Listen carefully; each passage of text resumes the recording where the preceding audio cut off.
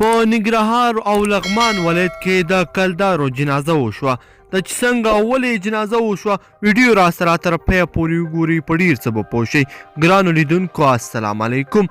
د ولایتي ادارو او ولسونو په ګډو هڅو د افغانستان په هغه یو شمېر ولایتونو کې چې مخکې پکې تر ډېره کلدارې کارول کېدې، اوس په راکړه ورکړه کې افغانۍ کارول کېږي. په ننګرهار او لغمان ولایتونو کې د کلدارو د مخنیوي او د افغانۍ د ترویج لپاره پراخ کمپاین ترسره شو، چې نه یوازې دا چې ولایتي ادارې په دې لړ کې چټک ګامونه پورته کړل، بلکې ولسونه هم په یو غږ کلدارې لري او پر ځای افغانۍ په راکړه ورکړه وکارولې. تازه ویل کېږي چې په ننګرهار او لغمان کې د کلدارو جنازه هم میستل شوې ده.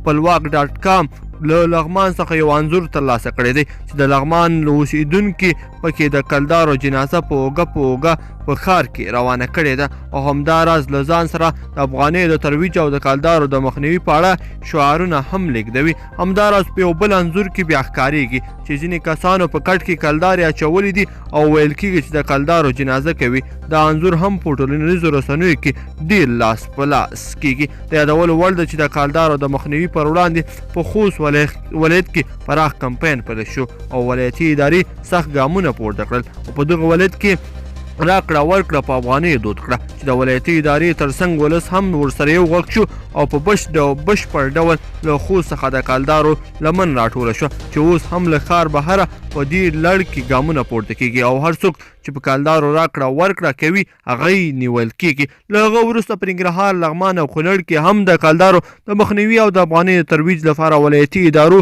سخت ګامونه پورته کړل، چې ویل کېږي اوس خلک د سیالۍ په ډول هم کلدارې لرې کوي او پر ځای افغانۍ کاروي. ګرانو لیدونکو په دې هیله چې د نن ورځې ویډیو به مو راسره تر پایه پورې کتلې وي. که چیرې مو خوښه شوې وي نو حتما یې در سره لایک کړئ. مننه.